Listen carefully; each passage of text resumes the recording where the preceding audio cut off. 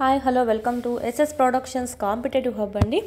ఈ వీడియోలో నెక్స్ట్ మనకి టాపిక్ సైకాలజీలో న్యూ సిలబస్లో భాగంగా నెక్స్ట్ టాపిక్ డిలో ఇచ్చాడంటే మనకి కాగ్నిషన్ మరియు కాగ్నిషన్ డెవలప్మెంట్, సంజ్ఞానము మరియు సంజ్ఞానాత్మక వికాసము. దీంట్లో జస్ట్ ఒక 3-4 టాపిక్స్ ఉన్నాయి అంతేగాని న్యూగా మిగతావన్నీ మనం ఆల్రెడీ అప్లోడ్ చేస్తున్నాము. తెలుగు అకాడమీలో ఉండేదే చదువుకోవచ్చు. ఇక్కడ మెయిన్ చూసినట్టయితే సంజ్ఞానం అంటే ఏమిటి, ఓకే. మెయిన్ ఇక్కడ చూసినట్టయితే ఆలోచన, అనుభవము మరియు జ్ఞానేంద్రియాల ద్వారా పొందగలిగే జ్ఞానము మరియు అవగాహన ఏదైతే ఉందో, జ్ఞానేంద్రియాలు యూజ్ చేసుకొని మనం ఎన్నో అనుభవాలు అనేటివి నేర్చుకుంటాము, ఎంతో జ్ఞానం నేర్చుకుంటాం కదా. అవంతా మనము జ్ఞానాన్ని నిలుపుకోవడము మరియు వాటిని అర్థం చేసుకోవడం అవగాహన అంటే. ఇలాంటి మానసిక చర్యల్ని మనం సంజ్ఞానము అని చెప్పి అంటామండి. సపోజ్ మీకు చూసినట్టయితే మామిడికాయ అనగానే ఏం గుర్తొస్తుంది? మామిడికాయ అనగానే మనము ఎప్పుడో ఒకసారి పాస్ట్లో ఒకసారి దాన్ని తినింటాము, దానికి రంగు చూసింటాము, ఓకే. ఆ విధంగా చూసి అంటే ఒకసారి జ్ఞానేంద్రియాల ద్వారా అనుభవం చెందినావు కదా. టేస్ట్ చూసావు, దాన్ని కళ్ళతో చూసావు, దాన్ని టచ్ చేసావు, ఈ వాసన చూసావు. ఈ విధంగా జ్ఞానేంద్రియాల ద్వారా అనుభవం పొందిన తర్వాత ఇంకెప్పుడైనా నువ్వు మామిడికాయ అంటానే అదే గుర్తొస్తుందన్నమాట. ఎందుకు? ఆల్రెడీ నీకు పాత అనుభవం జరిగిందంతా నీకు ఒక గుర్తుందన్నమాట. ఆ అనుభవం అంతా జ్ఞానేంద్రియాల పొందగలిగినటువంటి అవగాహన, ఆ జ్ఞానం అంతా నీకు ఆ లోపల మానసిక చర్యల రూపంలో నిల్చుకొని ఉంది. దాన్నే మనం ఏమంటామంటే సంజ్ఞానము అంటాం. ఇదే మనకు డెఫినేషన్ అనమాట. ఇది మనకు ఇంగ్లీష్లో ఇవ్వడం జరిగింది, కాగ్నిషన్ అని చెప్పి అంటాము. కాగ్నిషన్ అనేటువంటి ఆంగ్ల పదాన్ని కాగ్నిటియో అనేటువంటి లాటిన్ పదం నుంచి వచ్చిందండి. కాగ్నిషన్ అనేటువంటి ఇంగ్లీష్ పదము లాటిన్ పదం అయినటువంటి కాగ్నిషియో నుంచి వచ్చింది. అంటే ఏమిటి కాగ్నిషియో అంటే ఏంటంటే జ్ఞానము అని అర్థం అండి. జ్ఞానము, ఓకేనా. ఇది ఇక్కడ మనకు సంజ్ఞానానికి ఉదాహరణగానే మనం ఏం చెప్పుకోవచ్చు? అభ్యసనం అని చెప్పుకోవచ్చు. అలాగే సమస్యను సాధించడము, ఓకే. సమస్య సాధన అంటే ఏంటంటే ఒక సమస్యను పదే మనం సాధన చేయడం అయినా కావచ్చు. నిర్ణయాలు తీసుకోవడము, తార్కికంగా ఆలోచించడం, లాజిక్గా ఆలోచించడము, నిర్ణయాలు తీసుకోవడము, ఒక సమస్యను సాధించడము, ఓకే. ఇలాంటివన్నీ అభ్యసనము. ఇలాంటివన్నీ మనము ఈ సంజ్ఞానానికి ఎగ్జాంపుల్స్గా చెప్పుకోవచ్చు అండి. వివిధ దశలలో సంజ్ఞానం ఎలా జరుగుతుందో చూద్దాము. ఇక్కడ మనకి ఇచ్చారనమాట. జస్ట్ మనకి సంజ్ఞానం ఇచ్చేసి దాని సంజ్ఞానాత్మక వికాసంలో మనము పియాజేది కూడా ఇంపార్టెంట్ చూసుకోవాలి. పియాజే సంజ్ఞానాత్మక వికాస సిద్ధాంతం కూడా చూసుకోవాలి. ప్లస్ ఇది నార్మల్ అనమాట. నార్మల్గా సంజ్ఞానం అనేది ఎలా ఏర్పడుతుంది వివిధ దశల్లో అని పియాజే చెప్పిన దశలు కూడా చూసుకోవాలి. అది కూడా మెయిన్. అది ఆల్రెడీ చేస్తున్నాం వీడియో, చూడండి. మన ఛానల్ ఎవరైనా ఫస్ట్ టైం చూస్తుంటే కంపల్సరీ సబ్స్క్రైబ్ చేసుకోండి. ఇలాంటి మరిన్ని వీడియోస్ అనేటివి మీకు ఇవ్వడం అనేది జరుగుతుంది. ఈ న్యూ టాపిక్స్ అన్నీ మీకు యూట్యూబ్లో అప్లోడ్ చేస్తున్నాం. ప్లస్ యాప్లో కూడా మీకు అప్డేటెడ్గానే ఉంది. చాలామంది భయపడిపోతున్నారు, సైకాలజీ న్యూ కదా, మొత్తం అలా చదవాలేమో అని. మొత్తం అవసరం లేదండి. మొత్తం మనకు పాత తెలుగు అకాడమీ ఏదైతే ఉందో అది న్యూనే, 2024 పుస్తకమే అది. సో దీంట్లో ఉండేటివి అన్నీ చదవాలి. ఆల్రెడీ అప్లోడ్ చేస్తున్నాం కదా ఈ 99లో, అంతా చదవాలి. ప్లస్ న్యూ టాపిక్స్ ఏవైతే ఇప్పుడు జాయిన్ అయ్యాయో అవి డ్రాఫ్ట్ కాపీలో ఉన్నాయన్నమాట దీంట్లో లేదు తెలుగు అకాడమీలో. సో అలాంటివన్నీ డ్రాఫ్ట్ కాపీలోనే ఎక్స్ప్లెయిన్ చేసి పెట్టడం అనేది జరుగుతుంది. మీరు ముందు చదివిందే సరిపోతుంది ఈ అకాడమీనే. ప్లస్ న్యూగా ఏవైతే టాపిక్స్ జాయిన్ అయ్యాయో అవి మాత్రం ప్రస్తుతానికి చూసుకోండి, ఓకే. రెండు చదువుకోవాలి. ఇక్కడ రెండు మీకు అప్లోడ్ చేస్తున్నాం చూడండి. 99 రూపీస్తోనే అవైలబిలిటీలో ఉంది. మీకు వీడియోస్ ఉంటాయి, పీడిఎఫ్స్ ఉంటాయి. చాలామంది పీడిఎఫ్ పెట్టలేదు అంటున్నారు. ఇవన్నీ మీకు ఇక్కడ డ్రాఫ్ట్ కాపీ చూసినట్టయితే కొన్ని దాంట్లో అయితే ఇప్పుడు శైశవ దశ ఉందండి. ఇదంతా ఇంపార్టెంట్, ఇదంతా చూసుకోవాల్సిందే. ఏదో ఒక లైన్ ఇచ్చేసి మనకు అడగడం అనేది జరుగుతుంది, ఇది ఏ దశలో జరుగుతుందని. సో ఇలాంటివన్నీ మీకు పీడిఎఫ్లోనే ఉన్నాయండి. డ్రాఫ్ట్ కాపీ ఆల్రెడీ నేను అప్లోడ్ చేస్తున్నాను, చదువుకోండి. ఏదైనా మనకు మ్యాటర్ ఎక్కువగా ఎత్తేసేది ఉంటే, ఏదో ఓన్లీ కొంచెం మాత్రమే చదవాలంటే అలాంటివి మాత్రమే హ్యాండ్ రిటన్ పెట్టున్నాం న్యూ టాపిక్స్. మిగతావి ఏవైతే హ్యాండ్ రిటన్ పెట్టలేదో అవి ఏమని అర్థం అంటే మనకి ఇక్కడ ఇచ్చారు కదా సంజ్ఞానం సంబంధించి. సో అక్కడ మీకు డ్రాఫ్ట్ కాపీలో ఉంది ఇదంతా మనం చూసి చెప్పేది కూడా. ఈ పీడిఎఫ్ కూడా డ్రాఫ్ట్ కాపీనే ఆల్రెడీ పెట్టున్నాము. ఆ డ్రాఫ్ట్ కాపీలో ఉందో మొత్తం చదవాల్సి వస్తుంది. నేను రాయాలన్నా మొత్తం రాయాల్సి వస్తుంది. అదేదో అక్కడే మ్యాటర్ ఉంది, అక్కడనే మనకు. అందుకే ఆ పీడిఎఫ్ అలాగే పెట్టేశానండి. ఈ హ్యాండ్ రిటన్ ఏదైతే లేదో అదంతా మీరు ఇక్కడ చూసుకోవాల్సి వస్తుంది. ఎందుకంటే ఒక పాయింట్ కూడా ఎత్తేసేకి లేదు, మొత్తం ఇంపార్టెంటే. అలాంటివి మాత్రం డ్రాఫ్ట్ కాపీలోనే చూసుకోండి మెయిన్ ఇంపార్టెంట్గా, ఓకేనా. హెచ్జిటి వాళ్ళకి ఇంకా ఇప్పుడు కొత్త టాపిక్స్ యాడ్ అయ్యాయి, కానీ ఎస్ఏ వాళ్ళకైతే ముందు ఏం టాపిక్స్ అయితే ఇచ్చారో అవే ఇచ్చారు. మీకు లెవెల్ ఆఫ్ ఆస్కింగ్ క్వశ్చన్స్ అనేటివి మారుతుంది అనమాట. అంటే మీకు అడిగే విధానం అనేది క్వశ్చన్స్ కొంచెం టఫ్గా అడుగుతాడు, అంతేగాని మ్యాటర్ అయితే అదే ఉంటుందండి. ఇక్కడ మీకు అదే విధంగా మీకు ఇక్కడ మెగా కిట్ ఉంది హెచ్జిటికి సంబంధించి 3rd నుంచి 10th వరకు ఆల్ లెసన్ వైజ్ వీడియోస్, టెస్ట్లు, TET previous papers, main PDFs అనేటివి అందుబాటులో ఉన్నాయి. ఇవి కన్నా మీరు తీసుకొని పీడిఎఫ్స్ జిరాక్స్ చేసుకొని కానీ ఇప్పుడు నుంచి చదివి స్టార్ట్ చేసినా కూడా మీకు ఈజీగా సిలబస్ అనేది కంప్లీట్ అవుతుంది. వాళ్ళు 9th 10th వరకు ఇస్తామంటారు కానీ 3rd to 8th వరకు మెయిన్ ఫోకస్ చేయండి. 3rd to 8th వరకు ఎక్కువగా ఇవ్వడం అనేది జరుగుతుంది. ఆల్రెడీ మీకు సిలబస్లో కూడా తెలుగు, ఇంగ్లీషు, మ్యాథ్స్, సైన్స్ ఏం మారలేదండి. సోషల్లో జస్ట్ 2 టాపిక్స్ యాడ్ అయ్యాయి, అవి కూడా న్యూ టెక్స్ట్ బుక్స్లోటివి. ఇక్కడ మీకు అవి కూడా అప్లోడ్ చేయడం అనేది జరుగుతుంది, ఏం ఇబ్బంది ఏం లేదు. ఇంకా మీకు మెయిన్ అయితే 3rd నుంచి 8th వరకు మొత్తంగా కంప్లీట్ చేసుకోండి. ఇది మీకు పీడిఎఫ్స్ అయితే చాలా యూజ్ అవుతాయి. ఆల్మోస్ట్ ఈ పీడిఎఫ్స్ చూసే చాలామంది ప్రిపేర్ అయ్యారు, వాళ్ళ జాబ్లో కూడా జాయిన్ అవ్వడం జరిగింది. ఇక్కడ చాలామంది ఈ పీడిఎఫ్స్ చూసి మాకు చాలా టైం సేవ్ అయింది, స్మార్ట్ వర్క్ చేయగలిగామని చెప్తున్నారు. సో చూడండి, చాలా యూజ్ అవుతుంది. ఈ తక్కువ టైంలో మీకు బాగా ఈ సేవ్ అనేది అవుతుంది అనమాట టైం. ఇవి నాకు దాదాపు రాయడానికే 6 months పట్టిందండి. ఈ టెక్స్ట్ బుక్ చూసి ఆ పీడిఎఫ్స్ రాయడానికి, ఓకేనా, ఒక పాయింట్ కూడా మిస్ కాకుండా రాయడానికే 6 months టైం పట్టింది. మీరు ఇప్పటి నుంచి స్టార్ట్ చేసినప్పుడు టైం సరిపోదు. సో అందుకే మీకు ఈ పీడిఎఫ్స్ అన్నీ అవైలబిలిటీలో ఉన్నాయి. మీరు ఈ చదివారంటే మళ్ళీ టెక్స్ట్ బుక్ చదవాల్సిన అవసరం కూడా ఉండదు. అంత ఈజీగా మ్యాథ్స్ అయితే కన్నా విత్ సొల్యూషన్స్ కూడా మీకు ఇక్కడ కింద రాయడం అనేది జరిగిందండి. సో చూడండి, కంపల్సరీ యూజ్ చేసుకోండి. ఇదైతే మీకు 799 రూపీస్తోనే ఉంది. యాప్లో పర్చేస్ చేసుకోండి. హెచ్జిటి వాళ్ళు ఉన్నా కదా హెచ్సి వాళ్ళకు కూడా యూజ్ అవుతుంది. ఎవరైనా అన్నీ ఒకే తాను ఉంటాయి. వీడియోస్, టెస్ట్లు, పీడిఎఫ్లు అన్నీ మీకు ఇక్కడనే ఉండడం జరుగుతుంది. సైకాలజీ కూడా అప్డేట్ చేస్తూనే ఉన్నామండి. ఈ న్యూ టాపిక్స్ అన్నీ కూడా అప్డేట్ అవుతూ ఉన్నాయి. లేదు మాకు విడివిడిగా కావాలి అనుకుంటే విడిగా అయితే కనుక మీకు 500 ఉంటుంది ఓన్లీ వీడియోస్. ఇదైతే ఓన్లీ టెస్ట్లు అయితే కనుక మీకు 499తో ఉండడం జరుగుతుంది. దానికన్నా మీరు ఒకేసారి బండిల్ ఇది కొనుక్కున్నారంటే కనుక 5-in-1 ప్యాక్ కొనుక్కుంటే కనుక ఈజీగా మీకు ఉంటుందన్నమాట. అమౌంట్ తగ్గుతుంది. 1 year వ్యాలిడిటీ ఉంటుందండి. 1 year వరకు మీరు వినొచ్చు.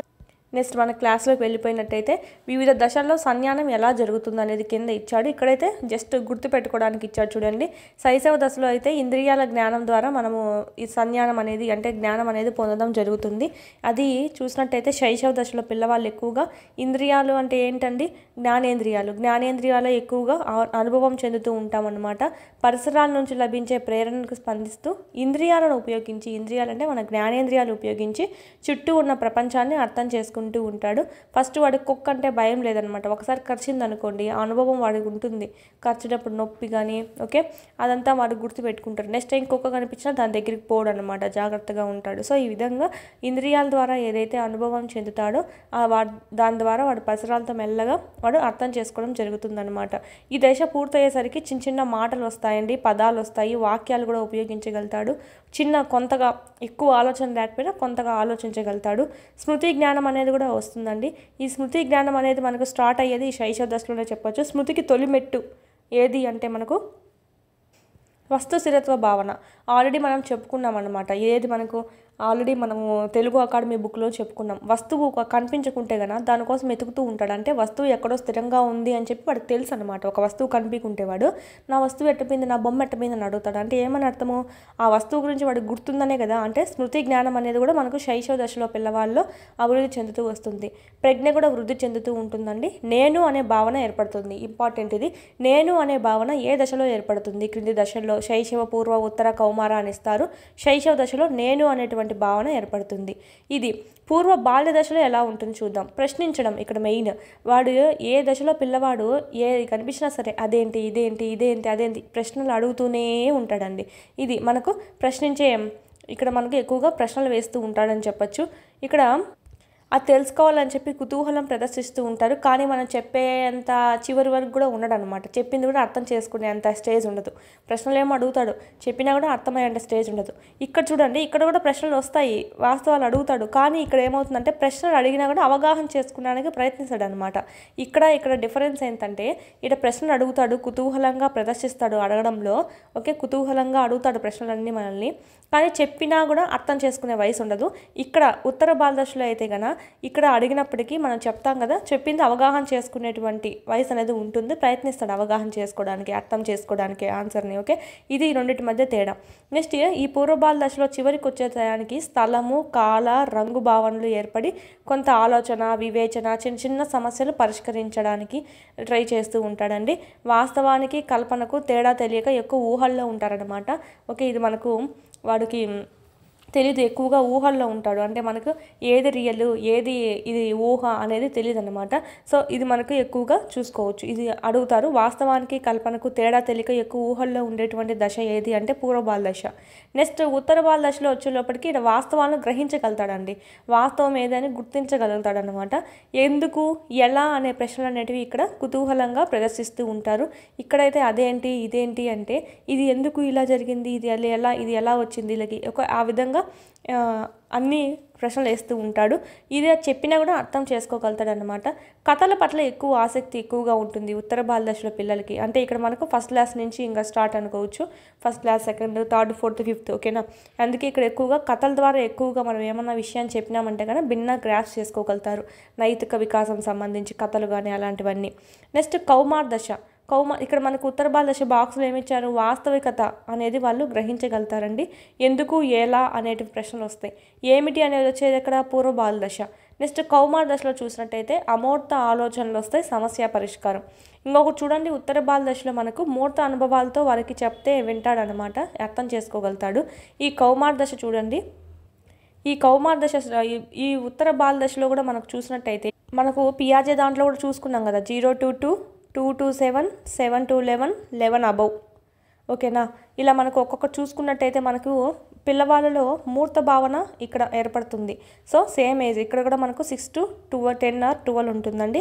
సో ఉత్తర బాల దశ సంబంధించి పియాజేతో పోల్చుకుంటే 7 to 11 ఇది మనకు చూసుకోవచ్చు. అంటే మూర్త ప్రచాలక దశ అని అంటాం. ఇక్కడ వారు మూర్త విషయాలకు ఎక్కువగా ఆసక్తి చూపుతాడు. మూర్త విషయాలు బేస్ చేసుకుని మనం ఏమైనా అభ్యసనం జరిపిస్తే గన వాడు భిన్న గ్రాఫ్ చేయగలుగుతాడు, అభ్యసనం బాగా జరుగుతుంది. నెక్స్ట్ కౌమార దశ అండి. ఈ దశ ప్రజ్ఞ గరిష్ట స్థాయికి చేరుకొని స్వతంత్ర, సృజనాత్మకత, విమర్శనాత్మకత, అమూర్త ఆలోచనలు చేస్తారు. ఇక్కడేమో మూర్త ఆలోచనలు అండి, అన్ని మూర్త అనుభవాలు కలిగించాల్సి ఉంటుంది. ఇక్కడైతే అమూర్తంగా కూడా ఆలోచించగలుగుతాడనమాట. ఓకే, ఇది మన కౌమార దశకు వచ్చే టయానికి ప్రజ్ఞ కూడా బాగా హైగా ఉంటుంది. సృజనాత్మకత వాడికి డెవలప్ అయి ఉంటుంది. విమర్శనాత్మకంగా ఆలోచించగలుగుతాడు. ఓకే, తార్కికంగా ఆలోచన జరిపి వాద ప్రతివాదనలో పాల్గొనడం కూడా జరుగుతుంది. ఇది ఇలా కాదు ఇలా అని చెప్పి మనకు డిబేట్స్ కూడా, ఓకేనా, విషయాన్ని ఈ విధంగా లోతుగా చర్చించడం జరుగుతుంది. ఎక్కువగా కౌమార దశలో కళలపైన ఆసక్తి అనేది ఎక్కువగా చూపుతారండి. నైపుణ్యాలు అనేటివి ఎక్కువగా డెవలప్ చేసుకోవడానికి మంచి టైం అని చెప్పచ్చు. అన్వేషణ, పరిశోధన ఎక్కువగా ఈ దశలోనే ఉండడం జరుగుతుందన్నమాట. ఏదైనా వాడు ఏమన్నా కనుక్కుంటే అది సాల్వ్ అయిందాక వాడు దాని గురించి అన్వేషిస్తూ ఉంటారు, కొత్తవన్నీ పరిశోధన చేస్తూ ఉంటాడనమాట. ఇది మనకు కౌమార దశలో కనిపిస్తుంది. ఇక్కడ మనకు చూసినట్టయితే అమూర్త ఆలోచనలు, సమస్య పరిష్కార భావన అనేటివి మనకు కౌమార దశలో చూడొచ్చు. ఇది సంజ్ఞానంకి సంబంధించండి. ఇంకా మనకు సంజ్ఞానాత్మక వికాస అంశాలలో సంబంధించి ప్రత్యక్షము, ఓకే, సంజ్ఞానాత్మక అనేది అనేక అంశాల మీద ఆధారపడి ఉంటుంది. ఇక్కడ మనం చూసినట్టయితే వాటిని ప్రభావితం చేసే అంశాలు కూడా అని చెప్పచ్చండి. ఆల్రెడీ మనము అకాడమీలో చెప్పుకున్నాము. ప్రత్యక్షం సంబంధించి భావనలు, ఆలోచన, వివేచన కూడా చెప్పుకున్నాము. ఆలోచన, వివేచన ఇంకా ఎవాపరేట్గా కూడా చెప్పుకున్నామంటే ఆల్రెడీ మన క్లాసెస్లో చూడండి. ఆలోచన సంబంధించి ప్రక్రియలు, రకాలు, ఓకే, తరగతి గదికి ఎలా అనుభవించాలి, ఈ వివేచన, ఆలోచన రకాలు కూడా ఉన్నాయండి. ఊహ ఆలోచన అని చెప్పి, ఓకే, అవన్నీ మనం చూసుకున్నాము, ఆల్రెడీ చెప్పాను క్లాస్లో చూడండి. భావనాత్మక సంజ్ఞానం కూడా చెప్పాము, అయితే కొంచెంగానే చెప్పాం కదా. ఇక్కడైతే మనం ఫుల్గా చూద్దాము. మెటాకాగ్నిజం అంటాము. స్వబుద్ధి ఆల్రెడీ మనకు ప్రీవియస్ టెట్లో కూడా న్యూస్ టాపిక్ కానీ చేర్చారనమాట. ఈ బుక్లో ఇంకా మనకు డ్రాఫ్ట్ కాపీలు ఇంకా ఎవాపరేట్గా ఉంది, చూద్దాము. సృజనాత్మకత కూడా ఆల్రెడీ ఓల్డ్ టాపిక్కే మనం చెప్పుకున్నాము. ఆ పరీక్షలు కానీ అవన్నీ మాపనాలు కానీ వాటి వల్ల వాటిలో ఉండేటువంటి రకాలు కానీ ఇవన్నీ. ప్రజ్ఞకి సంబంధించి కూడా ఫుల్ మనం ఆల్రెడీ అప్లోడ్ చేస్తున్నాం. బహుళ ప్రజ్ఞ కూడా ఆల్రెడీ అప్లోడ్ అనమాట. ఇక్కడే తక్కువ ఉంది, ఇంకా మన తెలుగు అకాడమీలోనే ఎక్కువ ఉంది. ఎందుకంటే తెలుగు అకాడమీలో నుంచే ఎక్కువగా ఎగ్జాంపుల్స్ కూడా సేమ్ దించేస్తున్నాడు. సో మెయిన్ తెలుగు అకాడమీ చదవండి, దాంట్లో మిస్ అయిన టాపిక్స్కి ఇక్కడికి రండి, ఓకేనా. ఇప్పుడు మెటాకాగ్నిజం దాంట్లో రోంతనే ఉంది, ఓకే, అందుకు ఇక్కడ ఫుల్గా ఉందిగా చెప్పుకుంటాం. సో ఈ విధంగా నెక్స్ట్ మనకి ఇక్కడ నెక్స్ట్ ప్రత్యక్షం ఆల్రెడీ చూసామండి, మీకు ఆల్రెడీ చెప్పేస్తున్నాం క్లాస్లో చూడండి. ఇది సేమ్ పాయింట్సే ఉన్నాయి. సామీప్య నియమము, సామ్య నియమము, పూరణ, ఆకృతి క్షేత్ర సంబంధము, దాంట్లో ఇంకా క్లారిటీగా ఇచ్చున్నారు మీకు. ఇంకా ప్రభావితం చేసే కారకాలు కూడా దాంట్లో చెప్పున్నామండి. నెక్స్ట్ మనం చూసినట్టయితే భావనం భావనోద్భవం కూడా మనం చెప్పుకున్నామండి. భావనల్లో మనకి వర్గీకరణ, సంయోజక, వియోజక, సంబంధిత ఎగ్జాంపుల్తో సహా దాంట్లో చెప్పుకున్నాం. ప్రీవియస్ అయితే కనుక ఎగ్జాంపుల్ కూడా సేమ్ ఇచ్చాడండి. ప్రీవియస్ బిట్లో అయితే కనుక ఎగ్జాంపుల్ కూడా సేమ్ ఇచ్చేసి అది ఏ భావన కిందికి వస్తుందని అన్నాడు. ఆ ఎగ్జాంపుల్ కూడా మెయిన్ తెలుగు అకాడమీలో ఉండేటువంటి ఎగ్జాంపులే ఇచ్చాడు. సో చూడండి, మెయిన్ తెలుగు అకాడమీ. ఇంకా దాంట్లో లేని టాపిక్స్ దీంట్లోకి వద్దాం. భావన రకాలు కూడా ఆల్రెడీ చెప్పాను అనమాట, దాంట్లోనే ఉన్నాయి. ఇక్కడ భావన వికాసం లేదు దాంట్లో. సో ఇది చెప్పుకుందాము. భావన వికాసం అనమాట, కాన్సెప్ట్ డెవలప్మెంట్. ఇక్కడ మనకు అసలు భావన అంటే ఏమిటి? ఓకే, వివిధ వస్తువుల మధ్య పోలికలు, పరిస్థితులు, సంఘటనల మధ్య కొన్ని సంబంధాలు అనేటివి ఉంటాయి. అంటే సామాన్యంగా కొన్ని లక్షణాలు అనేటివి ఉంటాయి. ఆ లక్షణాలే మనము భావన అని చెప్పి అంటామండి. కొన్ని వివిధ వస్తువుల మధ్య కొన్ని పోలికలు ఉంటాయి. ఓకే, ఆ వాటి మధ్య గల సంబంధాన్ని మనం భావన అని చెప్పి అంటాము. ఇది పిల్లల ఎదుగుదలతో పాటు గత అనుభవాలు మారే కొద్దీ భావనలు కూడా మారుతూ ఉంటాయి. ముందేమో ఒక భావన ఉంటుంది, కొత్త అనుభవం వచ్చిన తర్వాత ఆ భావనకి ఇంకొంచెం జోడీ చేసుకొని కొత్త భావన ఏర్పడడం అనేది జరుగుతుంది. ఎగ్జాంపుల్ చూసినట్టయితే మనకు ఇక్కడ ఇచ్చారు చూడండి. ఆ భావనలో కూడా 2 రకాలు ఉన్నాయంట. 2 పద్ధతుల్లో భావన వికాసం జరుగుతుంది. అదే కింద ఇచ్చారు. సామాన్యీకరణం అంటే జనరలైజేషన్, అమూర్తీకరణ అబ్స్ట్రాక్షన్. సామాన్యీకరణంలో ఎలా ఉంటుందంటే ఆకాశంలో ఎగిరేటివన్నీ పక్షులు అని చెప్పి పిల్లవాడికి చెప్పింటాము, ఆ భావన గుర్తుంటుంది. సో గబ్బిలం కూడా ఆకాశంలో ఎగురుతుంది కదా, అది కూడా పక్షే అనుకుంటాడు అన్నమాట అప్పుడు. ఓకేనా? ఇట్లా మనకు ఆ ఉన్నటువంటి ఆ లక్షణాన్ని దానికి కూడా ఆపాదించేస్తాడు. అది కూడా ఆకాశంలో ఎగురుతుంది కదా, సో అది కూడా పక్షేను అని. మళ్ళీ తర్వాత ఏమవుతుంది, ఇది సామాన్యీకరణం అంటాం. తర్వాత కొన్ని సర్దుబాట్లు చేసుకోవడం అనేది జరుగుతుందండి కొన్ని అనుభవాల ద్వారా. సో తర్వాత ఏమవుతుంది, వాడు డివైడ్ చేయగలుగుతాడనమాట. అంటే అమూర్తీకరణ, ఓకే, డివైడ్ చేయగలుగుతాడనమాట. ఓహో, ఇది ఆకాశంలో ఎగిరినప్పటికీ ఇది పిల్లల్ని కని పాలిచ్చి పెంచుతుంది కాబట్టి ఇది క్షీరదము అని చెప్పి. ఓకేనా? సో ఈ విధంగా ఎక్సెప్షన్స్ ఉండేటివన్నీ వాళ్ళు గుర్తించగలుగుతాడనమాట. ఈ విధంగా మనకు పాత అనుభవాలు కొత్త అనుభవాలు జోడించుకొని కొత్త ఆలోచన, కొత్త భావన అనేది ఏర్పరచుకోవడం జరుగుతుంది. నెక్స్ట్ అమూర్తీకరణ. దీంట్లో ఎలా ఉంటుందంటే అమూర్తీకరణలో ఒక సంఘటన లేదా ఒక వస్తువుకు సంబంధించి కానీ ఏ దాని గురించి అయినా చూసి వివిధ విషయాలన్నీ విశదీకరిస్తాడనమాట. ఇక్కడ కొంచెము మీకు డ్రాఫ్ట్ కాపీ, ఇది మెయిన్ డ్రాఫ్ట్ కాపీని అండ్ రియల్దే, కానీ అక్కడక్కడ మిస్టేక్స్ ఉన్నాయి, చూసుకోవాలి, స్పెల్లింగ్ మిస్టేక్స్. విశదీకరించడం జరుగుతుంది. ఉదాహరణకు చూడండి, ఏనుగును చూసి ఏమనుకుంటాడు, అయ్యో దాని పళ్ళు పెద్దగా ఉన్నాయి, దాని పెద్ద తొండం ఉంది, పెద్ద చెవులు ఉన్నాయి. ఓకేనా? ఇలాగ మనకు కాళ్ళు కూడా చాలా పెద్దగా స్తంభాల్లాగా ఉన్నాయి అనుకోవడము, కళ్ళు మాత్రం చిన్నవిగా ఉన్నాయని. ఓకే, ఇవన్నీ పెద్ద పెద్దవన్నీ గమనించాడు, తర్వాత చిన్న చిన్నవన్నీ. ఓకే, ఈ విధంగా డివైడ్ చేసుకోగలిగాడు కదా, వర్గీకరించాడు పెద్దవి చిన్నవి అనేటట్టు. సో ఈ విధంగా విశదపరచుకున్నాడు అనమాట. అంటే ఈ విధంగా వాడు విశ్లేషణ చేసుకున్నాడు, చిన్నగా ఏమున్నాయి, పెద్దగా ఏమున్నాయి. ఇదే మనకు అమూర్తీకరణ. నెక్స్ట్ టైం వాడు ఏం చేస్తాడు అండి, ఏనుగు అనగానే ఇదంతా వాడికి గుర్తొస్తుంది అనమాట. ఎందుకు, ఇవన్నీ వాడి భావనలో నిల్చుకొని ఉన్నాయి అన్నమాట. సో ఇది మనకు అమూర్తీకరణ అని అంటాం. ఈ విధంగా 2 పద్ధతుల్లో భావన వికాసం అనేది జరుగుతుందన్నమాట. నెక్స్ట్ ఈ భావన వికాసానికి 3 ముఖ్య కారకాలుగా పేర్కొనవచ్చండి. ప్రజ్ఞ, జ్ఞానేంద్రియ లోపం, ఓకే, నెక్స్ట్ మూర్త అనుభవాలు. ప్రజ్ఞ పరిపక్వత భావన వికాసానికి ఎక్కువగా తోడ్పడుతుంది చెప్పచ్చు. ప్రజ్ఞలో పరిపక్వత, మెచ్యూరిటీ అయినా ఉంటే గన, ప్రజ్ఞ మెచ్యూరిటీ ఉంటే గన, అంటే ఏమో కాదు, వయసు పెరిగే కొద్దీ అందరికీ ప్రజ్ఞ అనేది పెరుగుతూనే ఉంటుంది. ఓకే, అది మనకు వంశపారంపర్యంగా అయినా ఉంటుంది. తల్లిదండ్రులు బాగా ఇంటెలిజెంట్ అయితే పిల్లవాళ్ళు ఇంటెలిజెంట్ అవ్వచ్చు, లేదా కొంతమందిలో రివర్స్ కూడా అవుతుంది, అది చెప్పలేమన్నమాట. అది వంశపారంపర్యం, అనువంశికంగా వస్తుందన్నమాట. ఈ ప్రజ్ఞ అనేది తక్కువ ఉందనుకోండి, ఓకే, తక్కువ ఉంటే వాళ్ళ భావన వికాసం తక్కువగా ఉంటుంది. ప్రజ్ఞ బాగుంటే భావన వికాసం బాగా ఎక్కువ ఉంటుంది. సో ఇది ప్రభావితం చేస్తుందని చెప్పచ్చు. నెక్స్ట్ జ్ఞానేంద్రియ లోపం అండి, డెఫిషియన్సీ ఇన్ సెన్స్ ఆర్గాన్స్. కొంతమందికి చూపు లోపము, వినికిడి తక్కువగా ఉండడము. సో ఇలాంటి వాళ్ళలో నార్మల్ వాళ్ళతో పోలిస్తే కొంచెం భావన వికాసం తక్కువగానే ఉంటుంది జ్ఞానేంద్రియ లోపం వల్ల. ఈ విధంగా సో ఇది కూడా మనకు భావన వికాసాన్ని ప్రభావితం చేస్తుందని చెప్పచ్చు. నెక్స్ట్ మూర్త అనుభవాలండి. మూర్త అనుభవాలు చూసినట్టయితే కొంతమందికి ఓన్లీ ఎప్పుడు అమూర్తంగానే చెప్పడం, ఇది ఎలా ఉంటుందో అలా ఉంటుంది, ఇలా ఉంటుంది అలా ఉంటుంది అని చెప్పడమే కానీ వెళ్ళి చూపించడం ఉండదు. అలాంటి వాళ్ళకు భావన వికాసం తక్కువ ఉంటుంది. ఓకేనా? అంటే వాడు ఎక్కువ కన్ఫ్యూజన్లో ఉంటుంది. ఎందుకు? ప్రత్యక్ష అనుభవం లేదు, పరోక్షంగా ఉంది కాబట్టి. కొంతమంది పిల్లల్ని చూడండి, ఒక గ్రూప్ని తీసుకెళ్ళి మనము ప్రత్యక్షంగా చూపించి ఒక జంతువుని కానీ ఏదైనా దాని గురించి చెప్పాలనుకున్నప్పుడు సొంతంగా దాని దగ్గరికి వెళ్ళి చూపించి అనుభవం పొందించినాం అనుకోండి, ఓకే, చూపించి రియల్గా చూపించి అప్పుడు వాడికి బాగా భావన వికాసం జరుగుతుంది. సో మూర్త అనుభవాల ద్వారా ప్రభావితం చేస్తాయి భావన వికాసాన్ని. అంటే మూర్త అనుభవాల ద్వారా కల్పించడం వల్ల వాడికి భావన వికాసం బాగా జరుగుతుందండి. భిన్న గుర్తుపడతాడు, ఎక్కువ జ్ఞానం ఉంటుంది, ఎక్కువ రోజులు నెప్తికి ఉంటుంది అన్నమాట. అమూర్త అనుభవాల ద్వారా వాడికి జస్ట్ వినడం వరకే కాబట్టి ఎక్కువ గుర్తుండదు. సో ఇది మనకు సంబంధించి ఇవి 3 వాటి ప్రభావితం చేస్తాయని చెప్పుకోవచ్చు. భావనలు ఏర్పడడంలో ఉపాధ్యాయుని పాత్ర ఎలా ఉండాలి? అంతే అండి, ఉపాధ్యాయుని పాత్ర కూడా సేమ్.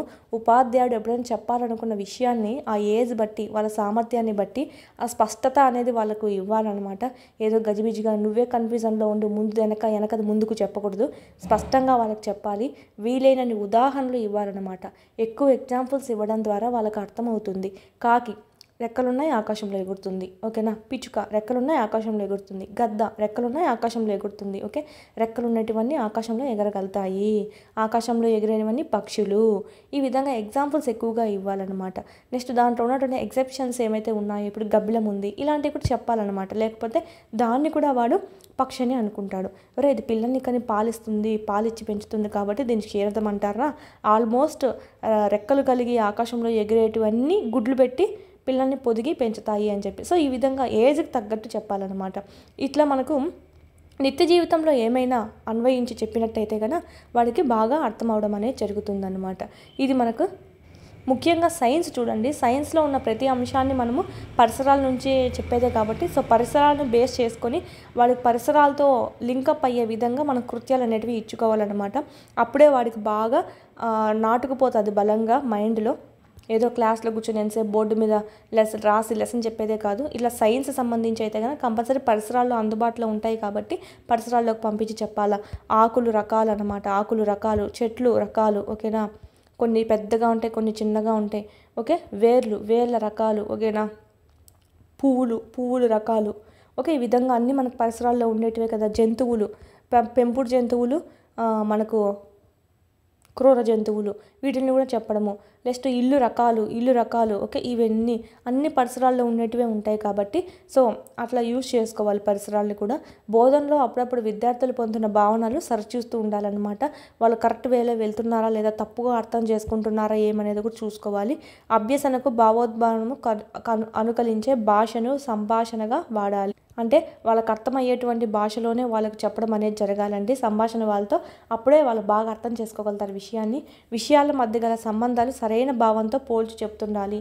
కొన్ని విషయాల మధ్య సంబంధాలు ఉంటాయి కదా. సో ఇప్పుడు వేరు వ్యవస్థ ఉంది పెద్దపిల్ల వాళ్ళకైతే, వేరు వ్యవస్థకు మరియు దాని యొక్క ఈ నెల వ్యాపనంకి సంబంధం ఉంది కదా. సో ఈ విధంగా లింకప్ చేస్తూ చెప్పాలన్నమాట. సరైన విషయాల మధ్య కదా సరైన సంబంధాలు మనం సరిగ్గా చెప్పామంటే కనుక బాగా అర్థం చేసుకొని పోల్చుకొని బాగా గుర్తుపెట్టుకోగలుగుతాడు. లేకపోతే కన్ఫ్యూజన్ వస్తుంది. కన్ఫ్యూజన్ వచ్చిందంటే కనుక దానికి ఆన్సర్ చేయడం అనేది కష్టమవుతుంది. సో ఇది ఉపాధ్యాయుని పాత్ర ఎలా ఉండాలంటే మెయిన్ నిత్య జీవితంతో అనుసంధానం జరగాలన్నమాట. ఓకే, ఇది మనకు భావనలు ఏర్పడడంలో సంబంధించి ఈ 2 మాత్రమే కొత్త టాపిక్స్. ఇదంతా మీకు ఆల్రెడీ అకాడమీలో ఉండేదే. నెక్స్ట్ ఆలోచన సంబంధించి కూడా ఆల్రెడీ మీకు చెప్పేసి ఉన్నాము చూడండి. ఆలోచన సంబంధించి కూడా రకాలు చెప్పాము, లక్షణాలు చెప్పాము. ఈ ఆలోచనలోనే మూర్త, అమూర్త, సమైక్య, విభిన్న, ఊహ ఆలోచన, ఇమాజినేటివ్ థింకింగ్. ఈసారి మనకు ఊహ అనేది కూడా మనకు సపరేట్ టాపిక్గా ఇవ్వడం జరిగింది. ఈ ఊహ సంబంధించి చూసినట్టయితే ప్రస్తుతం ఏదైనా గణాంకాలు తీసుకొని ప్రస్తుతం ఉన్నటువంటి సందర్భం ఆధారంగా, స్మృతిలో ఉన్నటువంటి చిహ్నాల ఆధారంగా మళ్ళీ ఫ్యూచర్లో ఏమి చావచ్చు అనేది ఊహిస్తామన్నమాట. సపోజ్ జనాభా పెరుగుదల వల్ల 2025 సంవత్సరం నాటికి భారతదేశపు స్థితిగతులు ఎలా ఉంటాయి. ఆహారం కాడ పోటీ పడాల్సి వస్తుంది, ఓకే. ఉద్యోగాల కాడ మనకు ఎక్కువ కావాల్సి వస్తుంది, ఓకే. ఆర్థికంగా కూడా ఎక్కువ ఇబ్బందులు వస్తాయి. సో ఇలాగంతా మనము ఊహించడం జరుగుతుంది. ఇది మనకు జస్ట్ ఊహ ఆలోచన కింద ఇవ్వడం జరిగింది. ఇక్కడైతే మనకు సపరేట్ టాపిక్ ఇచ్చారు, చూద్దాము. నెక్స్ట్ సంసర్గ, నిర్దేశిత ఆలోచన అంతా చెప్పుకున్నామండి. అనిర్దేశిత ఆలోచన, మనకు ఆలోచనకు తోడ్పడే కారకాలు కూడా చెప్పుకున్నాం. ఇదంతా ఆల్రెడీ మీకు చెప్పుకున్నదే. నెక్స్ట్ వివేచన కూడా ఆల్రెడీ మీకు అప్లోడ్ చేస్తున్నాం చూడండి, అంతా మనకు దాంట్లో ఇచ్చిందే. నెక్స్ట్ సంజ్ఞానాత్మకం చూడండి, భావనాత్మక సంజ్ఞానము, ఆది సంజ్ఞానము, మెటాకాగ్నిజం అంటే మనకు స్వబుద్ధి అని కూడా అంటాం. అంటే మనం ఎంతవరకు తెలుసుకున్నామో దాన్ని తెలుసుకోవడమే స్వబుద్ధి, మన ఆలోచనలు ఎంతవరకు ఉన్నాయో దాన్ని తెలుసుకోవడమే స్వబుద్ధి. అంతా అదే, మనకు తెలుసుకున్నది ఏమిటి, మనం తెలుసుకున్నది ఏమిటి అన్న దాని గురించి తెలుసుకోవడమే. అంటే నాకు ఎంతవరకు తెలుసు అనేది మనం తెలుసుకోవడాన్ని మనం ఏమంటామంటే స్వబుద్ధి అంటామంటే అంతా మనకు సంబంధించే ఉంటుందంటే మనకు ఎంత తెలుసు అనేది తెలుసుకోవడం అనమాట. ఓకే, ఈజీగా మనకు ఒక్క లైన్లో వచ్చేస్తుంది. మనం ఏమి అభ్యసిస్తున్నామో దాన్ని అభ్యసన చేయడమే ముఖ్య ఆలోచన పరంపరే భావనాత్మక సంజ్ఞానం అని చెప్తాము. ఇది మనకు సంజ్ఞానాత్మక ప్రక్రియలో ఇది గొప్ప మార్పుగా చెప్పచ్చండి. మనకి ఏం తెలుసు అందాన్ని మనం తెలుసుకోవడము అనేది గొప్ప మార్పుగా చెప్పచ్చు. ఇది మనకు చాలా యూజ్ అవుతుంది. వ్యక్తి తన యొక్క మానసిక లేదా సంజ్ఞానాత్మక ప్రక్రియ గురించి అవగాహన చేసుకోవడమే భావనాత్మక సంజ్ఞానము. ఇదే సేమ్ మళ్ళీ అదే ఇచ్చారు. మనలో ఉన్నటువంటి మనకేం తెలుసు, ఎంతవరకు తెలుసు అనేది తెలుసుకోవడమే మెటాకాగ్నిజం, స్వబుద్ధి అని అంటాము. ఇది చూడండి, ఇది కొత్తగా ఉంది పాయింట్. ఉన్నత స్థాయి సంజ్ఞానాన్ని హయ్యర్ ఆర్డర్ కాగ్నిషన్ అమెరికన్ మనోవిజ్ఞాన శాస్త్రవేత్త అయినటువంటి జాన్ ప్లేవెల్ ప్రతిపాదించడం జరిగిందనమాట. ఓకే, ఇంపార్టెంట్ చూసుకోవాలి. ఇక్కడ మనకు ఉన్నత స్థాయి సంజ్ఞానాన్ని ప్రతిపాదించింది ఎవరు అని అడుగుతారండి. అమెరికన్ శాస్త్రవేత్త అయినటువంటి జాన్ ప్లేవెల్ ఈయన మనకు ప్రతిపాదించడం జరిగింది. వ్యవహారికంగా నార్మల్ భాషలో చెప్పాలంటే భావనాత్మక సంజ్ఞానము, ఇది మిస్టేక్ ఇచ్చారు. భావనాత్మక సంజ్ఞానము అంటే సంజ్ఞానం గూర్చిన సంజ్ఞానం అంట. ఇది ఇంకా ఈజీగా ఉంది చూడండి. అంటే మన ఆలోచనల గురించి ఆలోచించుకోవడం అంటాం కదా, సో ఆ విధంగా సంజ్ఞానం గూర్చి సంజ్ఞానం.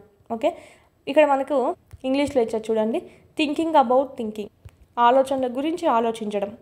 ఆల్రెడీ ప్రీవియస్ వచ్చినటువంటి బిట్ అండి. తన ఆలోచనల గురించి ఆలోచించడాన్ని ఏమంటారు? ఓకేనా, కన్ఫ్యూజ్ అయిపోతారు. భావన, ఆలోచన, వివేచన, సంజ్ఞానము ఇట్లా మనకు స్వబుద్ధి అని కూడా ఇస్తారండి. లేకపోతే ఆది సంజ్ఞానం అని కూడా ఇస్తారు కొన్నిసార్లు కన్ఫ్యూజ్ చేయడానికి. భావనాత్మక సంజ్ఞానము, ఆది సంజ్ఞానము, మెటాకాగ్నిజం, స్వబుద్ధి అంటే అన్నీ ఒకటే. ఓకే, ఇది నెక్స్ట్. ఇక్కడ భావనాత్మక సంజ్ఞానంకి ఉదాహరణలు చూసినట్టయితే అంత డెఫినేషన్స్ ఉన్నాయండి. వ్యక్తి తన యొక్క స్వీయ ఆలోచన విధానాలను అభ్యసించడం, నా ఆలోచనలు ఎలా ఉన్నాయని చెప్పి నేనే తెలుసుకోవడం అనమాట. వ్యక్తి తన జ్ఞాపక శక్తికి దోహదపడే అంశాలు ఏవో తెలుసుకోవడము. వ్యక్తి తన ఇతరుల పట్ల ప్రదర్శించే తీరు, వివక్షత పట్ల అవగాహన చేసుకోవడం. నేను ఇతరులతో ఎలా మెలుగుతున్నాను, వివక్షత ఎలా చూపిస్తున్నాను, ఎవరి పట్ల చూపిస్తున్నాను, దేని పట్ల చూపిస్తున్నాను, అదే నా గురించి నేను తెలుసుకోవడము.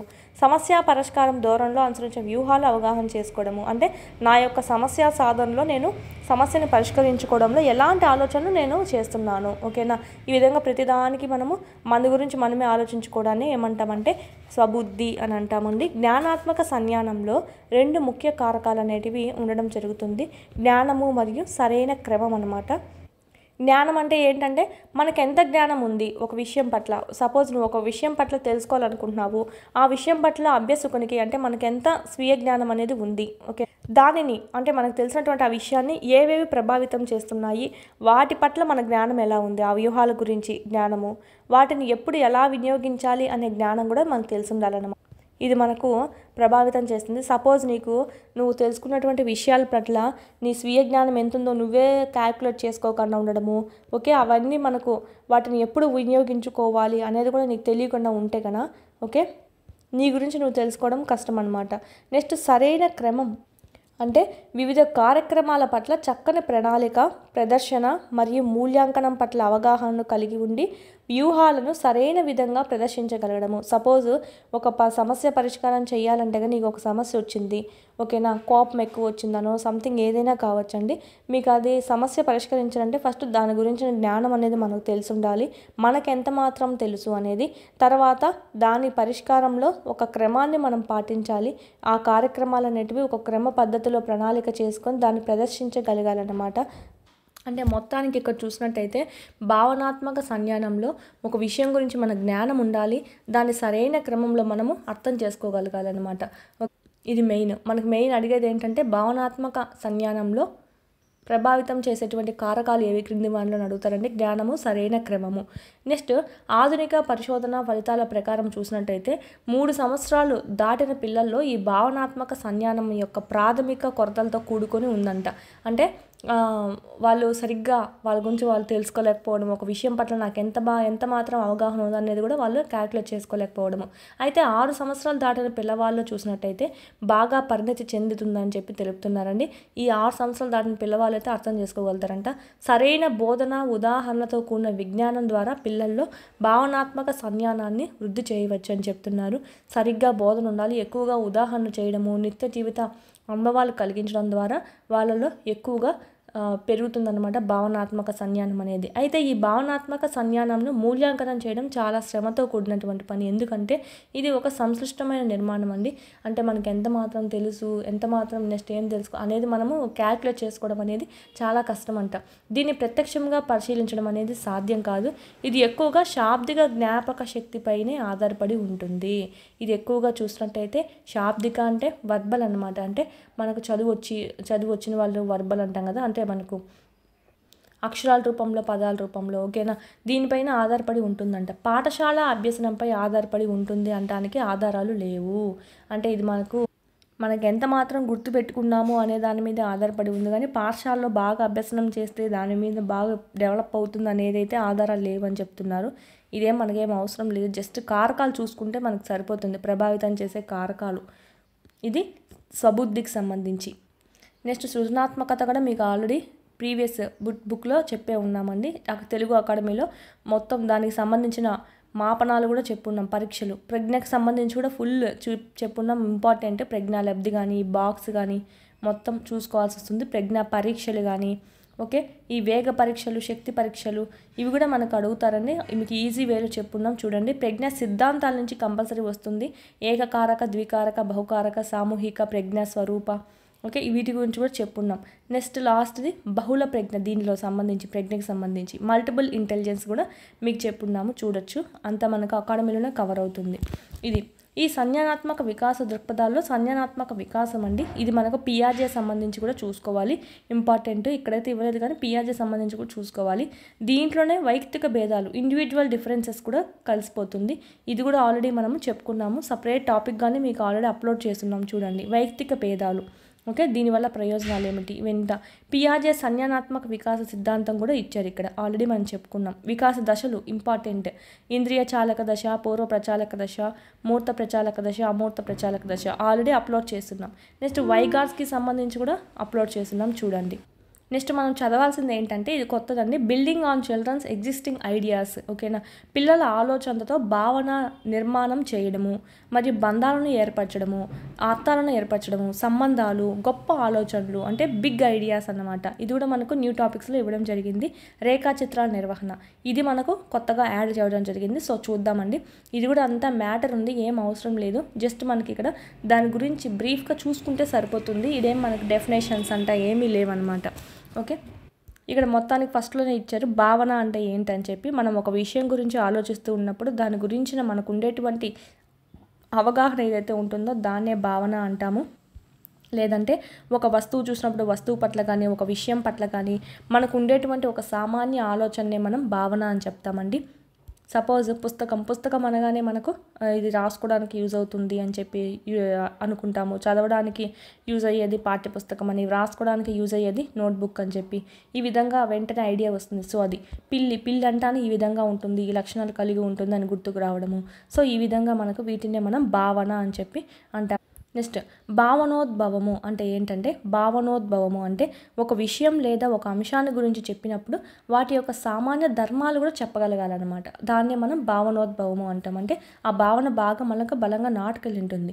సపోజ్ మనం ఏదైనా జంతువు చూసినప్పుడు అది శాకాహార జంతువా, మాంసాహార జంతువా, లేక అదేమన్నా నార్మల్ జంతువా, సాధు జంతువా, క్రూర జంతువా. అంటే చూడండి, కుక్కను చూస్తే నువ్వేమైనా పారిపోతావా, పారిపోవు. ఎందుకు తెలుసు నీకు అదేమన్నది సాధు జంతువు అని చెప్పి. ఆవు సాధు జంతువు.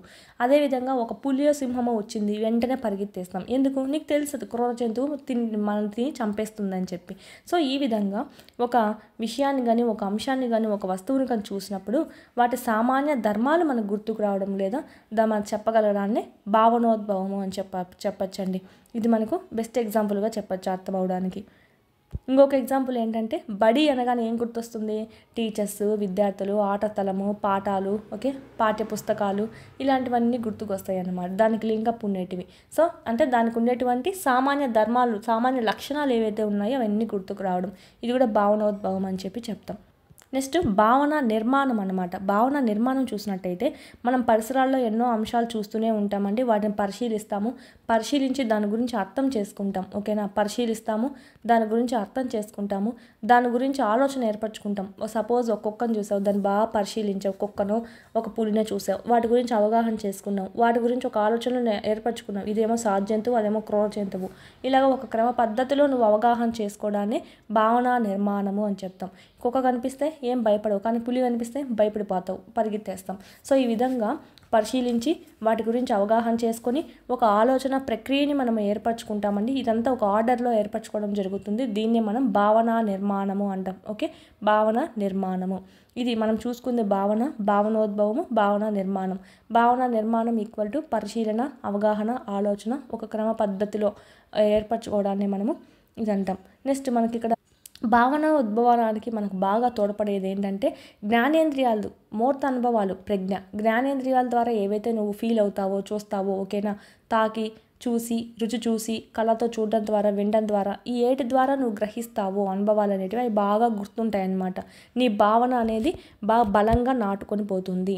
మూర్త అనుభవాలు, ఆ మూర్త అనుభవాల కన్నా ప్రత్యక్షంగా నువ్వు కళ్ళతో చూసి ఏవైనా ప్రయోగం కానీ ఏదైనా విషయం నేర్చుకుంటే అది బాగా గుర్తుంటుంది. ఆ భావన నీకు జీవితాంతం గుర్తుంటుంది, ఎక్కువ కాలం గుర్తుంటుంది.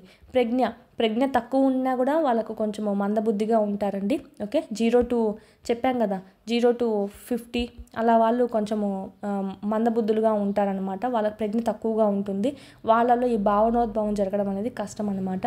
సో ప్రజ్ఞ తక్కువ ఉన్నా కూడా భావనోద్భవం జరగదు. ప్రజ్ఞ బాగా యావరేజ్గా ఎక్కువగా ఉంటే కనుక భావనోద్భవానికి బాగా తోడ్పడుతుంది అనమాట. సో భావనోద్భవానికి తోడ్పడేటువంటి అంశాలు ఏంటివి? జ్ఞానేంద్రియాలు, మూర్త అనుభవాలు, ప్రజ్ఞ అనేటివి తోడ్పడతాయని చెప్పుకోవచ్చు. నెక్స్ట్ ఇంకొకటి ఏంటంటే అభ్యసనం కూడా చెప్పచ్చండి. భావనోద్భవనకి అభ్యసనం కూడా ఎక్కువగా ప్రభావితం చేస్తుందని చెప్పచ్చు. ఏదైనా ఒక విషయాన్ని నువ్వు ఎక్కువగా ప్రాక్టీస్ చేసావంటే కనుక, ఎక్కువగా దాన్ని అభ్యసించావంటే కనుక అది కూడా నీకు మైండ్లో నిలిచిపోతుంది. చిన్నప్పటి నుంచి మనం చూసిందే టేబుల్స్ నేర్చుకోవడం అంట, ఇలాంటివన్నీ మనము ఆ లెక్కన చేస్తాం అనమాట. ఎక్కువ సాధన చేయడం ద్వారా చేసుకున్నాం, ఎక్కువ అభ్యసనం చేయడం ద్వారా మనం వాటిని గుర్తుపెట్టుకొని ఉన్నామన్నమాట. సో ఈ విధంగా నెక్స్ట్ మనకి బంధాలను ఏర్పరచుకోవడం, మేకింగ్ కనెక్షన్స్ అనమాట. భావనల మధ్య బంధాలు ఏర్పరచుకోవడం అనేది భావనోద్భవంలో ఒక ముఖ్య అంశంగా చెప్పచ్చు. కొత్త భావనలు ఏమైనా ఎదురైనప్పుడు ఏం చేస్తామంటే పాత అనుభవాలతో మనం దాన్ని లింకప్ చేసుకోవాలన్నమాట. అంటే పాతదానికి కొత్తదానికి బంధాన్ని ఏర్పరచుకోవడం అనే మీనింగ్లో ఇక్కడ చూడొచ్చు. అలా ఏర్పరచుకున్నప్పుడు మనకు బాగా గుర్తుంటుందన్నమాట. అంటే భావన నిర్మాణం కలిగి భావనలు బాగా త్వరగా స్థిరపడిపోవడం అనేది జరుగుతుంది. ఒకసారి నువ్వేమో కుక్కను చూసావు, ఇంకోసారి నక్కను చూసాము.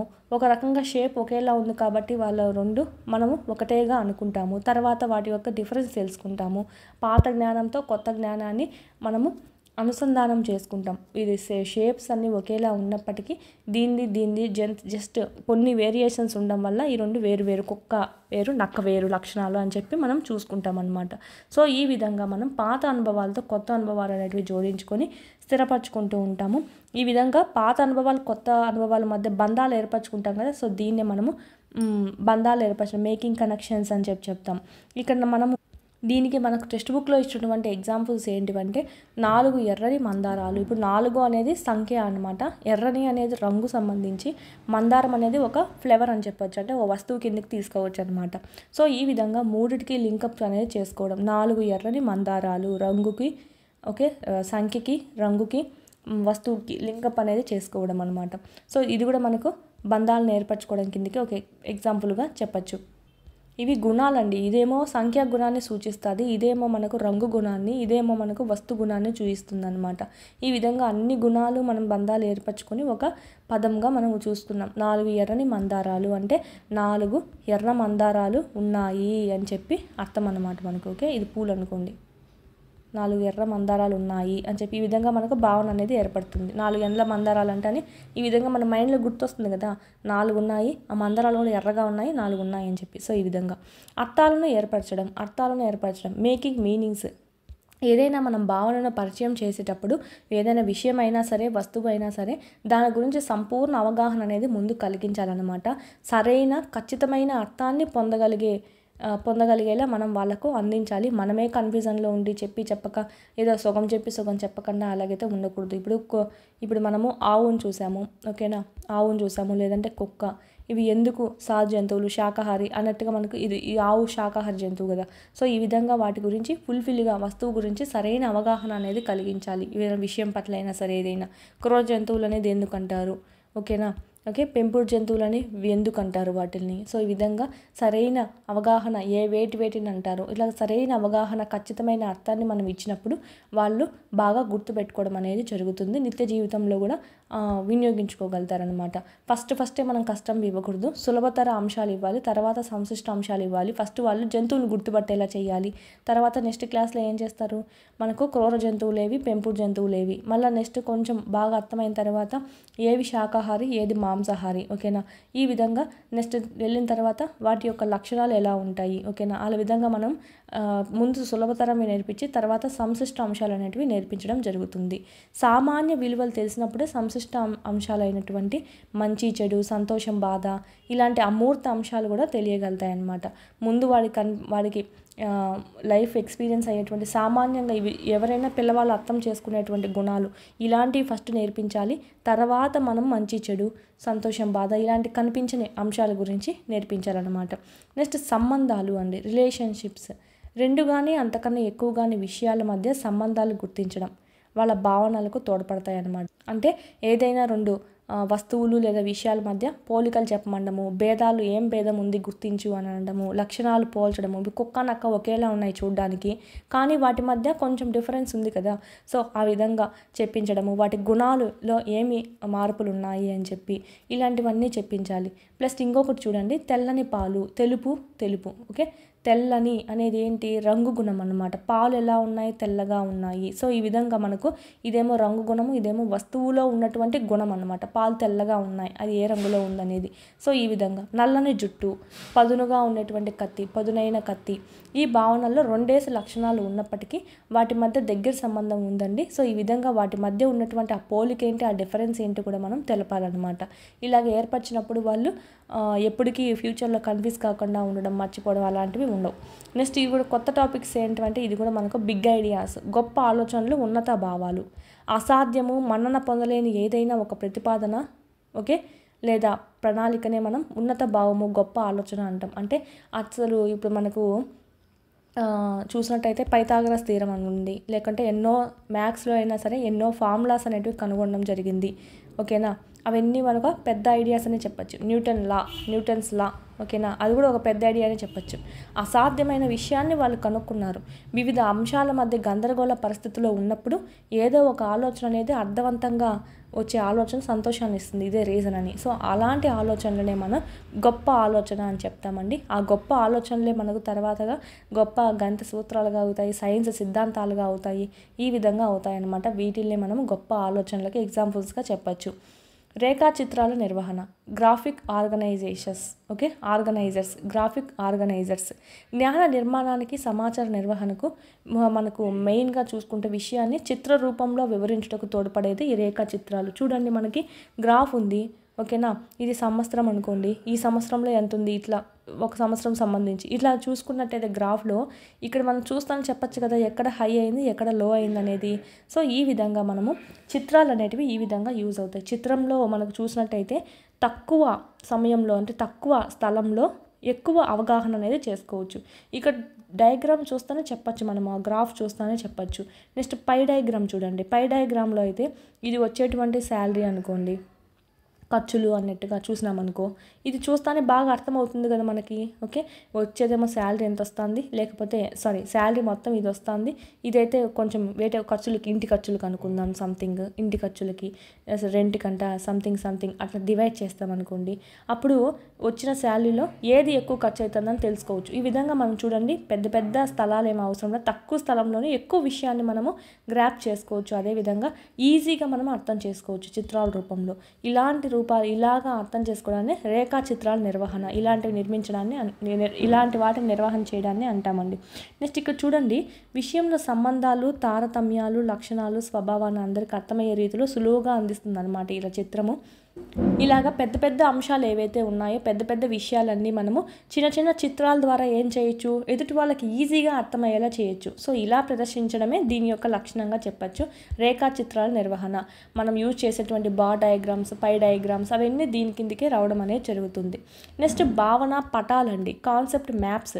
ఇది చూడండి, ఇదంటే మనకు గ్రాఫ్ రూపంలో అదండి. ఇదైతే భావన కాన్సెప్ట్ మ్యాప్స్ అంటే మనం సపోజ్ వంశవృక్షం వేయాలనుకోండి, ఇది మనకు మన అమ్మమ్మ తాత వేసి ఇలా కొడుకులు అన్నట్టుగా ఇలా వేస్తాము. ఓకే, ఇప్పుడు నార్మల్గా నువ్వు మ్యాటర్ రాసే కన్నా ఈ విధంగా వేసినామంటే, ట్రీ డయాగ్రామ్లో వేసామంటే ఎంత బాగా అర్థమవుతుంది. సో ఈ విధంగా మనము హింట్ గుర్తుపెట్టుకోవడానికి కాన్సెప్ట్స్ మ్యాప్స్ ఏవైతే తయారు చేస్తామో వాటిల్నే మనము భావన పటాలు అంటాం. ఇదైతే మనకు గ్రాఫ్స్ ఉంటాయండి, ఇదైతే పై డయాగ్రామ్ అంట, గ్రాఫ్స్. ఓకే, మొత్తం డేటా అంతా ఒకే దాంట్లో చూపించుకోవడం జరుగుతుంది. ఇదైతే ఒక టాపిక్ సంబంధించి, ఒక కాన్సెప్ట్ సంబంధించి ఏ విధంగా మనము ఈజీగా గుర్తుపెట్టుకోవచ్చు అని దానికి చేసుకోవడం అనేది జరుగుతుంది. వాటి మధ్య సంబంధాలు ఎలా ఉన్నాయని చెప్పి, ఇప్పుడు ఇక్కడ మనకు పెద్దవాళ్ళు ఉన్నారు, కొడుకు సంబంధం అంటే ఏమని ఇలా ఉంటే వాళ్ళ కొడుకులు అని, మళ్ళీ ఇక్కడ పిల్లవాళ్ళు ఉంటే వీడికి మనవాళ్ళు అవుతారని చెప్పి వీళ్ళ కొడుకులు అవుతారని చెప్పి, సో ఆ విధంగా చూసుకుంటాం అనమాట. వాటి సంబంధాలు ఈజీగా అర్థం చేసుకోవడానికి యూజ్ అవుతుంది. వీటినే మనం ఏమంటామంటే కాన్సెప్ట్స్ మ్యాప్నే విషయ చిత్రాలు అని కూడా అంటాము. ఇవి బాక్స్ రూపంలోనూ ఉంటాయి, ఈ విధంగా వృత్తాకార రూపంలో కూడా ఉంటాయి అన్నమాట. ఈ విధంగా కూడా మనం గీసుకుంటూ ఉంటాము. ఓకే, ఇక్కడ సపోజ్ నీళ్ళ వల్ల ఉపయోగాలు ఏమిటి ఇలాగ రాయడం అనేది జరుగుతుంది. కాన్సెప్ట్ మ్యాప్ అనేది ఈ విధంగా చూసుకోవడానికి యూజ్ అవుతుంది. భౌతిక శాస్త్రాల్లో అయితే సర్క్యూట్స్ ఏవైతే ఉన్నాయో ఈ విధంగా డయాగ్రామ్స్ వేస్తాం కదా, అంటే మనకి ఇక్కడ చూడండి, ఇదంటే బల్బు అని అర్థం, బల్బు వెలగతాందని అర్థం. సో ఈ విధంగా మనము సర్క్యూట్స్లో కూడా వాడడం అనేది జరుగుతుంది. రసాయన శాస్త్రంలో కూడా ఫార్ములాస్ అనేటివి వాడతాం కదా, సో ఈ విధంగా సో ఇలా కూడా మనము వాడుకోవడం జరుగుతుంది. ఇంగ్లీష్ గ్రామర్లో కూడా మనం టేబుల్స్ వాడుతూ ఉంటాము. సో టేబుల్స్ ఇది కూడా మనము కాన్సెప్ట్స్ మ్యాప్స్ అనే చెప్పచ్చు. ఏదైనా రెండు అంశాల మధ్య డిఫరెన్స్ తెలుపుకోవడానికైనా మనం టేబుల్స్ వాడుతూ ఉంటాం కదా, సో ఈ విధంగా వీటిని కూడా మనం భావన పటాలని కూడా అంటాం. నెక్స్ట్ ఇది లాస్ట్ వన్ మనకి అనుభవాత్మక అభ్యసనం, ఎక్స్పీరియన్షియల్ లెర్నింగ్. పేరులోనే ఉంది, మనం అనుభవాత్మకంగా అభ్యసనం అనేది కలిగించాలి. అనుభవం మనకు కలిగించాలంటే మొదటగా మనం యూజ్ చేసేది ఏంటి, మన జ్ఞానేంద్రియాలు. అంటే మన జ్ఞానేంద్రియాల ద్వారా పరిసరాల నుంచి జ్ఞానాన్ని మనం పొంది వాటి ద్వారా అనుభవాలు పొందుతాం కదా, దానివల్ల వచ్చే అభ్యసనాన్ని మనము అనుభవపూర్వక అభ్యసనం అని చెప్తాం. అంటే మన జ్ఞానేంద్రియాలు చూసి, మన జ్ఞానేంద్రియాలు యూజ్ చేసుకొని అనుభవాలు పొంది, ప్రత్యక్ష అనుభవాలు పొంది వాటి ద్వారా మనం అభ్యసనం చేయడాన్నే అనుభవపూర్వక అభ్యసనము. ఆల్రెడీ పేరులోనే ఉంది, ఆల్రెడీ మనం చెప్పుకున్నాము. మనకు ఆల్రెడీ అకాడమిక్ బుక్లో జస్ట్ రోంత మ్యాటర్ ఇచ్చారు, చూసుకున్నామండి. నెక్స్ట్ ఇక్కడ చూడండి, ఇక్కడ మనకు జ్ఞానేంద్రియాల ద్వారా అంటే చూడడం ద్వారా కానీ తాకడం చేయడం ద్వారా ప్రత్యక్ష అనుభవాలు పొందుతాము. ఓన్లీ వినడం ద్వారా అయితే మనకు అది పరోక్ష అనుభవం అని చెప్పచ్చు అండి. ప్రత్యక్ష అంటే మనం దాంట్లో పాల్గొంటాం, దాన్ని టచ్ చేస్తాం, దాన్ని కళ్ళతో చూసి మరీ నేర్చుకుంటాం అనమాట. వినడం ద్వారా అనే దాన్ని మాత్రం మనం పరోక్ష అనుభవాల కిందకి చెప్పుకుంటాము. ఈ విధంగా మనకు ఎక్కువగా ప్రభావితం చేసేటివి ఏంటివి, ప్రత్యక్ష అనుభవాలు ఎక్కువ ప్రభావితం చేస్తాయి, అంటే బాగా నేర్చుకోవచ్చు. పరోక్ష వాటికంటే ప్రత్యక్షనే ఎక్కువగా యూజ్ చేస్తే మంచిది అని చెప్పి, ఇది మనకు అనుభవాలు చాలా మెయిన్ ఇంపార్టెంట్ అనమాట. అభ్యసనం చేయడానికి, లెర్నింగ్ చేయడానికి ఎక్కువ అనుభవాలు కలిగిస్తే కదా వాళ్ళు బాగా నేర్చుకుంటారు, పిల్లవాళ్ళైనా ఎవరైనా పెద్దవాళ్ళకైనా సరే.